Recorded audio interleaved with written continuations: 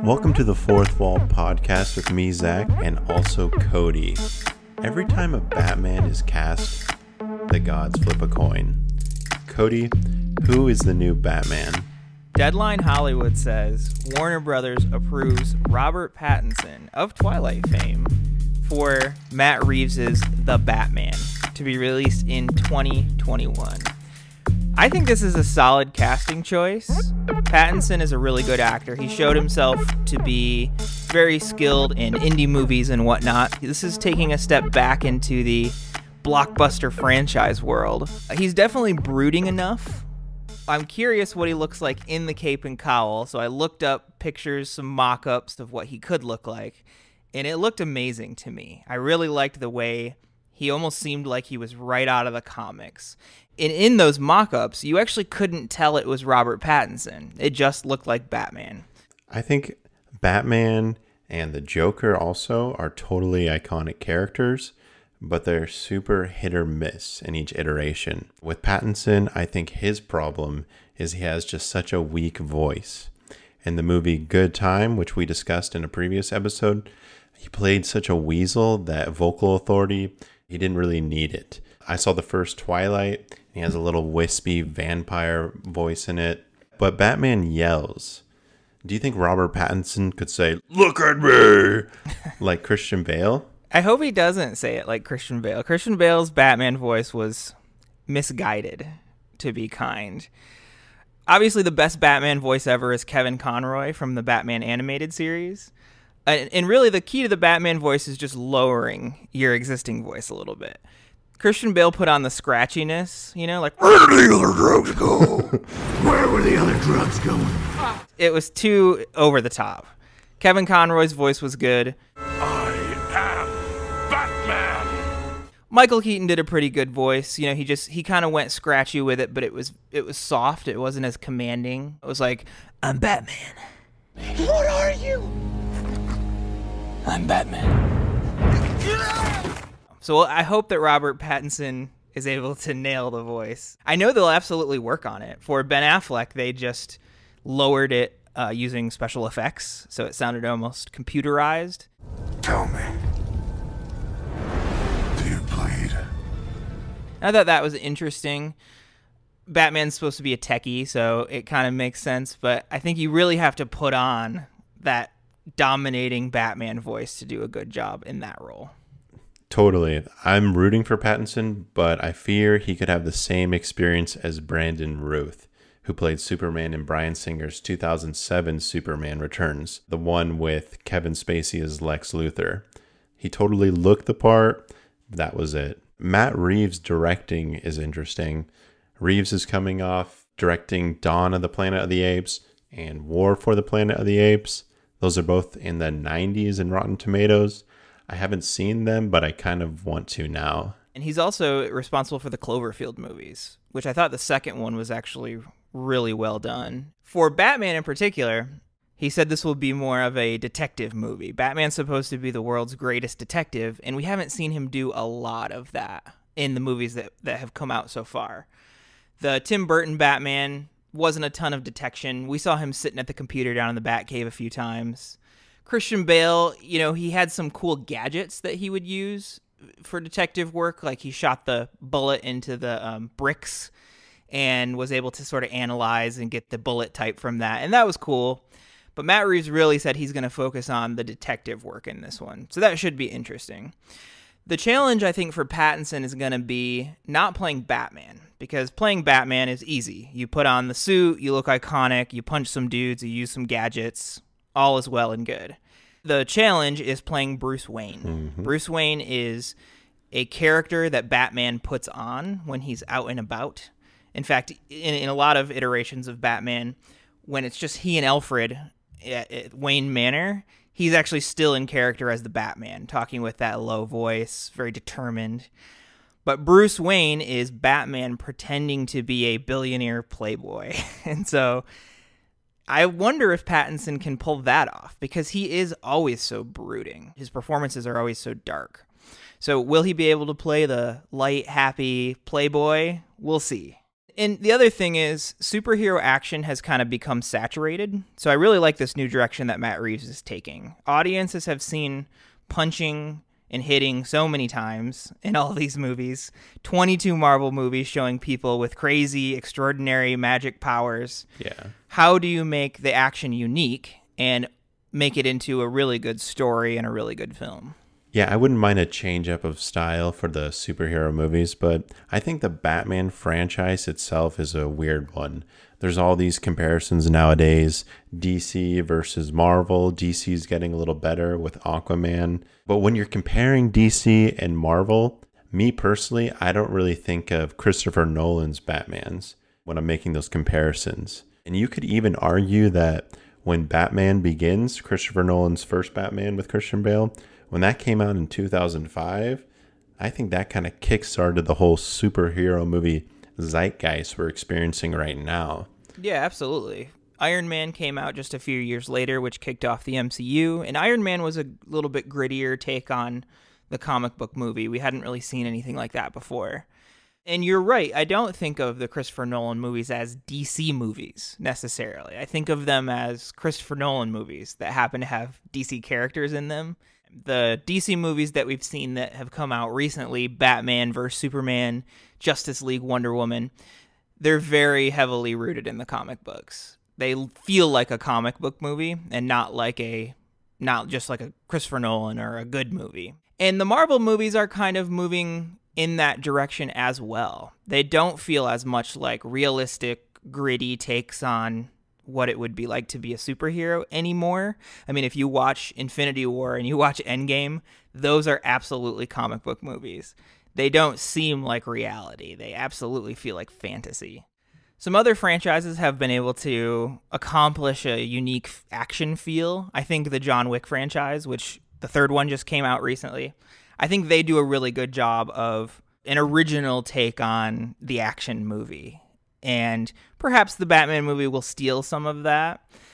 But they've carved that out. And it's actually proven to be a big winner at the box office with a $57 million series-high opening for John Wick 3. And this is a brand new concept. We hear people complain about remakes and sequels and all that. And this is a sequel. But the John Wick universe is something totally new and was invented from scratch. And that's really exciting. And now it's up to $187 million worldwide for that third one. I really liked John Wick 3. Not as much as John Wick 2, probably. What I would love out of these movies is more world building. The world building stuff is the best part of this franchise. And less headshots and shooting. The action, in fact, was the most boring part of the movie. If I needed to get up and go out of the theater for whatever reason, I waited until an action scene started because I knew it was just going to be some of what I've already seen before. I think I'm on the same page with you on that. I really like the movie, but the most mundane part of the movie was the climactic final fight scene, where it's just going to be a 30-minute fight scene. And going into it, you know that our main character, he's going to survive. So it really just turns into a waiting game once that final scene starts. Also, I'm not a big fan of the typical action shoot 'em up movies, but there were some awesome shooting scenes in this one. There's a part where they bust out the shotguns. And if you've seen the movie, you know what I'm talking about. So you're right, this franchise is gaining a lot of momentum. And there's no reason really to not keep making these movies if they keep making money. So, Cody, where do you see the future of the John Wick franchise? What do you think it's going to look like maybe 10 years from now? 10 years, it's hard to tell. Right away, though, you can tell they're going to keep going with the John Wick story. The end of this third one was basically a setup for a sequel. So we know we're going to have a John Wick 4 already. What I would like to see, though, further down the line, is just more stories in that universe. They've set up the world so well that I think they can really explore it with some other characters and scenarios. In fact, even Starz, the cable channel, is working on a show set at the Continental, which is the hotel that's featured heavily in the film. Unfortunately, Ian McShane, who plays the owner or the manager of the Continental, He has said that he will not appear in that series, so that's a shame because he's one of my favorite characters in this franchise. He does such a good job. Yeah, I wonder why he's not going to be in that show. He must be too worn out from making the Deadwood movie. Could be, yeah. I can see the John Wick movies going in the direction of the Fast and Furious movies. They brought in Halle Berry for this one, so they're already trying to put some new stars in the movie. Would you be totally surprised if The Rock was a character in the 5th John Wick, and then he kind of just took over the franchise? I feel like these John Wick movies they're starting to throw some crowd-pleasing, silly stuff into them. For example, in John Wick 3, they had Jerome Flynn, a.k.a. Sir Bronn of the Blackwater from Game of Thrones. He plays this gangster boss guy, but he's got an Italian accent, and it's kind of laughable, and it's not totally clear. Is this supposed to be funny, or is he supposed to be kind of a scary Italian bad guy right now? Like, you can't really tell because it's kind of a horrible accent. The typical ruthless and intimidating bad guy in John Wick movies is replaced by a villain who's making jokes that you would hear from Iron Man. It'll be like the climax of the movie or a really important life or death fight scene, and he's making those relaxed, silly, ironic jokes during it. And so I just see that coming in. You know, when you want to make $1 billion worldwide, you got to please everybody. So I understand that's what you got to do. But Cody, John Wick, you know, it's got Keanu Reeves. He's a great actor. You could even say Keanu Reeves is his own genre in some ways, but we're looking at his career. He was the star of the Matrix series, which had 3 movies. So let's say they stop making John Wick movies today. Which franchise overall, I know that John Wick's more consistent, but which franchise do you think is better? John Wick is absolutely quite a bit smaller than the Matrix movies in scope.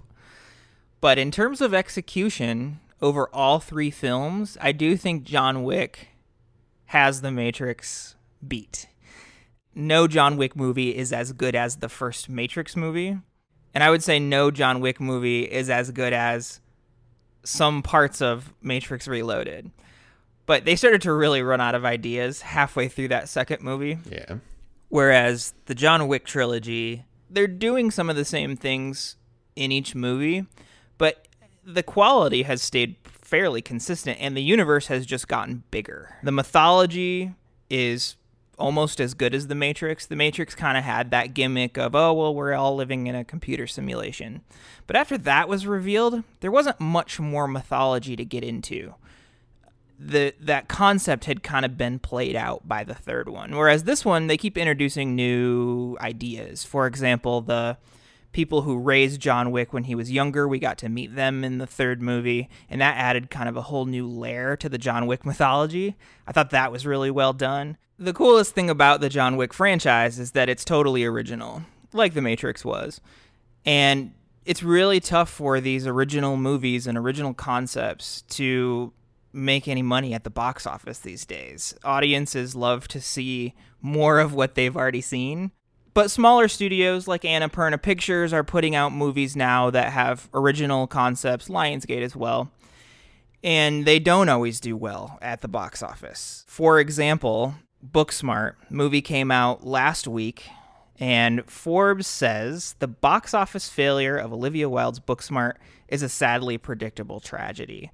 Audiences are not really going to see these in theaters anymore. And part of that could be due to streaming, Netflix. They know that a lot of this stuff will be available soon at home for free. It is cool that people are still trying. Olivia Wilde, who played 13 in House and was also in Tron Legacy, she had her debut in the director's chair for Booksmart this time. It kind of makes sense for actors to turn directors because they're obviously super talented, and then they're watching directors make movies. They're on the set. They're probably rolling their eyes at a lot of the decisions that are being made, and they're just like, I've been watching movies being made for decades. Like, I have an idea that's been building up for a long time, and so I want to make a movie. And I think that's really cool that they're doing that, and that's cool that Olivia Wilde is the director now. Yes, People says that Booksmart was her first job not entirely dependent on my looks. She says, "I was there only because of my brain and my heart, and the sense of fulfillment that comes from that is really massive." Maybe that's People magazine kind of taking a quote out of context, but I think that's also a little bit insulting to actors and performers. I mean, look at Heath Ledger in the Dark Knight movie. Do you think all of that acting was based on looks? I personally think that there's a lot of determination and effort going into making that character. I think maybe Olivia Wilde needs to give actors more credit for the skill and the hard work it takes to be able to be on screen as a good character. I don't think that's the point she was trying to make, but I do understand your point that just because you've been on screen and just because you look nice doesn't mean that there's no skill there in terms of acting. Our thoughts on this movie. I think a new director star is born. This was a great movie, and it appeared to be helmed by a veteran director. She did a fantastic job. The direction was great. She got great performances out of all of her actors, and the pacing was pretty close to perfect. It didn't really let up much. Yeah, when you had seen this movie, and then you liked it a lot, and so you told me to go see it, and I was like, fine, I'll go see it. I don't really understand what goes into making strong pacing for a movie, but this movie just kept it going the whole time. Maybe it slowed down at the end a little bit. A big complaint with the newest Endgame was the first half was super slow, and I feel like this was kind of the antithesis. It always had something going on, and the movie was only a little over an hour and a half long, and it just kept you entertained the whole time. Whether you loved it or didn't like it, like there's always something to think about, and the pacing of it, yeah, it was really good. And the two leads were hilarious. Caitlin Dever and Beanie Feldstein, they had me in stitches the entire time. It was very super bad type of humor, and actually making a mark with a smaller role. Another standout was Billie Lourd, who is the daughter of Carrie Fisher and the granddaughter of Debbie Reynolds, so she's pretty much Hollywood royalty. She killed it. I wasn't sure who it was at first. I knew I would recognize her, but realized about halfway through, oh, it's Billie. And she was hilarious. She kept showing up everywhere throughout the movie in unexpected places, and just her presence on screen was funny.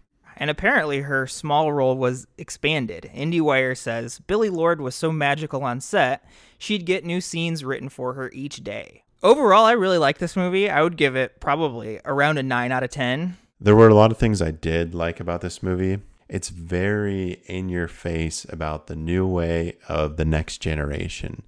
For example, there's one scene, there's a girl using the restroom, and then all of a sudden there's two guys talking in the restroom. I'm not up to date with bathroom policies, but it's not even mentioned or brought up in the scene. It's just like, I guess that's how they do it. And I thought that was kind of funny. There's another scene where one character is about to start the whole gender as a social construct speech. And then as an audience, we're thinking, oh, here we go. I've heard this before. And then another character just brushes it off. So there's like a lot of new social ideas being portrayed in this. We were discussing this movie before. Cody, you made a good point about it. A lot of the jokes are from like a left-leaning perspective, kind of poking fun at a lot of left-wing ideas. And it almost reminded me of the show Portlandia. And that's a hipster show making fun of hipsters. So I really like that about Booksmart. It was really entertaining and fun. Yeah, they did that really well. For example, the main character has a Elizabeth Warren 2020 sticker on her car. That tells you so much about the character without, needing really a line of dialogue. It's a shame that it's not a hit for the already fledgling Annapurna Pictures. We're already in week 2 and we just crossed the $10 million mark. This movie is geared towards, like we were kind of saying, a similar audience as Superbad. And that movie made 170 worldwide on a 20 million budget. So that one did end up making money. In this case, I don't know. I don't think it will get there. I don't even think it will get over 100. It actually could be in a situation where it doesn't even clear 50, which would be a shame because the budget probably was somewhere around 25 or 30. I don't blame anybody for not going to see Booksmart, but yeah, you have to support the independent movies too. But enough about Booksmart. Let's talk about our recommendations from the last episode. What we do on the Fourth Wall podcast, each episode, I will recommend a movie for Cody to watch, and then Cody will recommend a movie for me to watch. Last week, I recommended that Cody watch The Mule. No, not the Clint Eastwood version. This is the 2014 Australia movie. The lead character in this movie, he gets pressured into smuggling drugs from Thailand back to his home country of Australia. He gets a bunch of drugs and he swallows them and goes on a plane.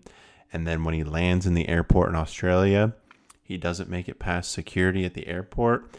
He gets arrested, and then the story begins as the police put him in a motel room and they wait for him to pass the contraband he has smuggled. And then there's all these legal situations, and that's kind of the premise, and that's where it starts from there. So, Cody, I love this movie. What did you think of it?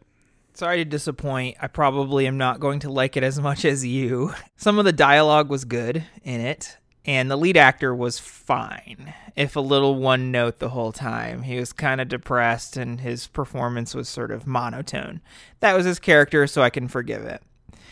His internal conflict at the beginning of whether or not he should help out with this whole thing, that was good. And then later his friend is put in a situation where he has to make a decision about how he handles it. That was interesting, and I thought their friendship dynamic was believable. Also, the actor who played the defense attorney did a good job, and she showed some depth in that role. The twists at the beginning of the third act and the end were pretty good, if unearned. I don't think they did a lot to set them up. I also liked when the main character took matters into his own hands towards the end of the movie. So that's what I liked. What I didn't like about this movie, it's a very uncomfortable film to watch. It's purportedly a dark comedy, but I didn't really find it funny. Some people, I'm sure, laughed out loud during this. Really, for me, it just bordered on grotesque, which is unsurprising given the subject matter. It's essentially a movie about a guy who needs to use the restroom the whole time, complete with gurgling noises throughout. There is one scene in particular that was just way too far for me. I think you probably know which one I'm talking about. Yes. It's a movie covered in excrement and puke, pretty much. Hugo Weaving, who plays a cop guy, his performance was wasted, I felt like. We've all seen the gruff cop, and I don't think he brought anything really new to the role. It was all plot and very little character development. So everyone besides the lead was fairly one-dimensional. Even when he kind of does take control of the situation, we've already seen him do that, like at his job and stuff. So that's not really any development of that character. And throughout most of the movie, I was just kind of waiting for it to be over. So I am going to settle on a 6 out of 10. I neither liked it nor completely disliked it. The only reason it didn't get a 5 out of 10, which I was really bordering on, is because it did show some culture. There was some Australian culture in there, and that was really interesting to see. So 6 out of 10 final score. Okay, yeah, that's fair. For me, when I watched this movie, I saw it one time, and then we went on a family vacation, and we were all like, what movie should we watch? And I'm like, we should watch this Mule movie, and I was all excited to watch it. But I feel like I did get a lot of the same reactions from people in my family as you. They were like really grossed out with the, having to use the restroom and what all that turns into. And they were super grossed out, but I wasn't. I don't know. Hopefully that doesn't say anything bad about me, but I like this movie because, yeah, like this guy has drugs in his stomach and the cops need those drugs to prosecute him. But if he doesn't use the restroom and keeps the drugs in his stomach, the cops can keep him for 7 days. So we're just like, all right, is he going to be able to hold in these drugs for 7 days? And then I'm just like, what's going to happen? There's still an hour left in the movie. Like, what is going to happen here? And I love that aspect of it. But I do understand if you were grossed out. Yeah, the one scene is pretty disgusting. And my family honestly still brings that up sometimes about how gross it was. But yeah, for me, I'm just like, Australia is a country and it makes movies. Let's see the movies coming out of there. And like you said, you got to see a lot of the culture, and you even learn a little bit about the legal system there, which is super interesting. And then just the Australian accents are awesome. I respect your 6 out of 10. That's fine with me. Your point about the concept being cool, I sort of agree with that. I do feel like this could have been squeezed into a Law and Order episode instead of an entire film. But moving on from the Mule, so I recommended that Zach watch the movie Amadeus. This was made in 1984.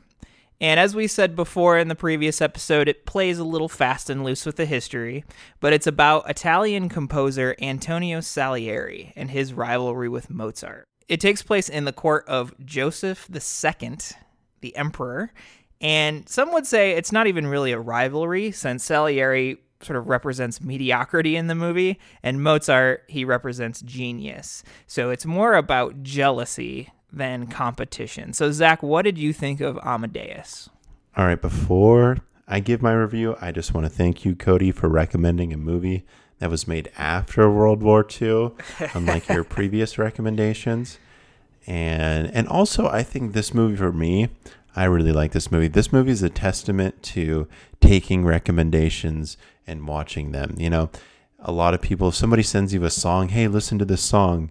You know, if you take all those recommendations, movies, music, you're going to come across some stuff you really like. And I feel like this Amadeus movie was one of those.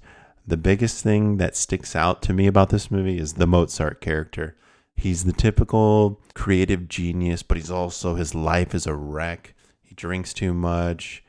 He blows all of his money. He's completely unreliable, but he's always ready to charm and make music that even his rivals recognize to be timeless. And also, probably the biggest, most memorable aspect of this movie is Mozart's laugh. You hear his laugh probably 50 times in this movie.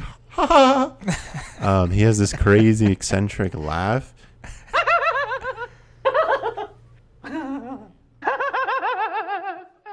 And the first 5 times you hear it, you're just rolling your eyes and shaking your head. But then by like the 50th time you hear it, you're just laughing out loud. It's great. And I love these periodical films because they make you think about a specific time period. I was often pausing this movie while watching it to Google things like, oh, this movie's about Mozart. When did Bach and when did Beethoven live? Or it's in the city of Vienna, Austria, which is in history, it's an amazing city, has a lot of important contributions to art and culture. And so I liked learning about that and seeing the city and kind of seeing the people. I'm not a supporter of movies being over 2 hours long, and Amadeus was 3 hours long. One of the reasons for it being so long is it had a lot of scenes where it just showed performances that Mozart created, and it showed some of his rivals' performances also, so you get to kind of watch the production of a play during the 1800s in Austria.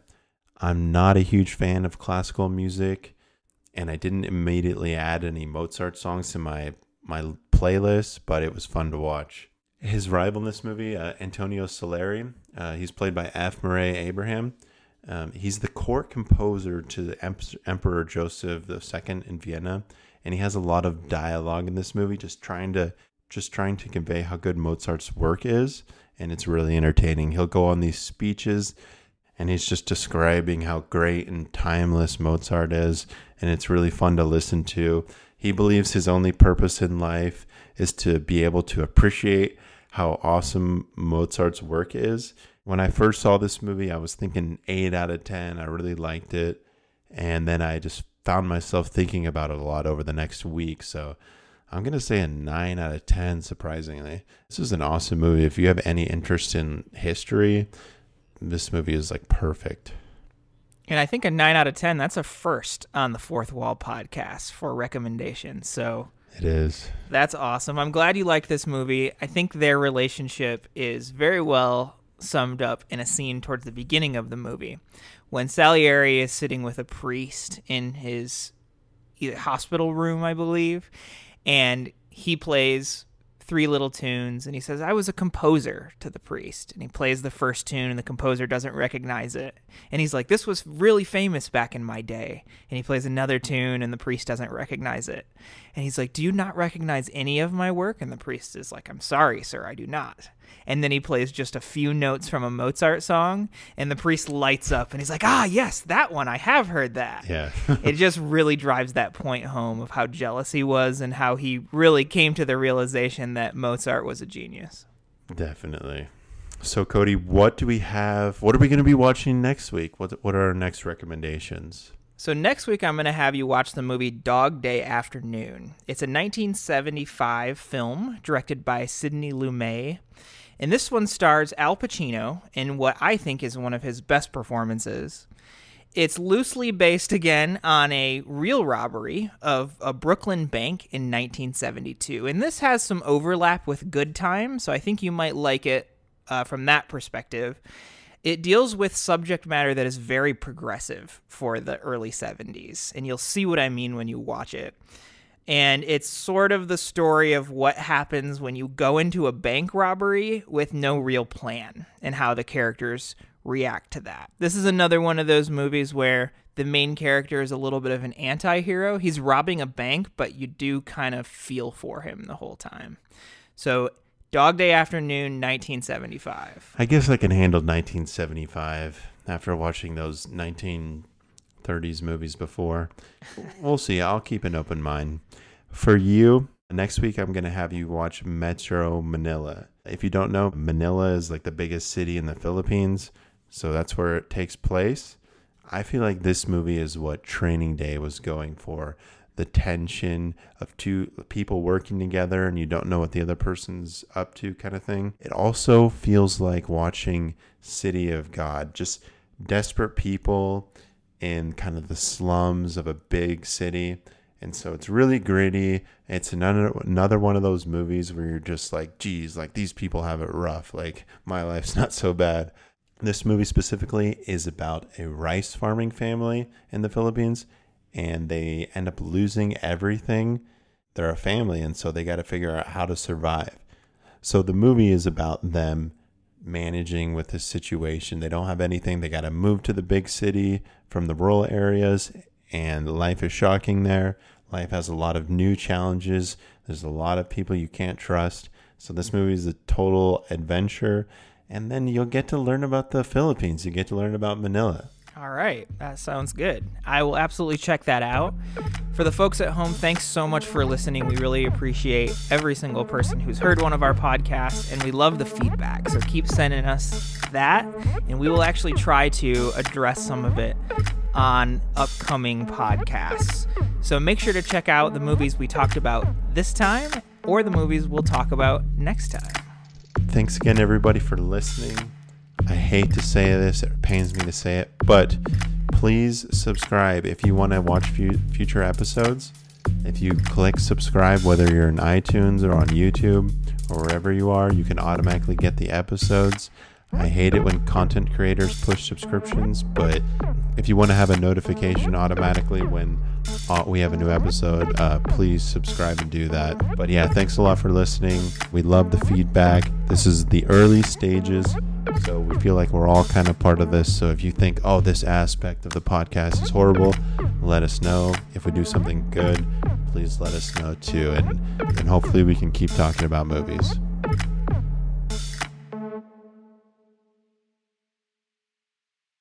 I can't do it right now.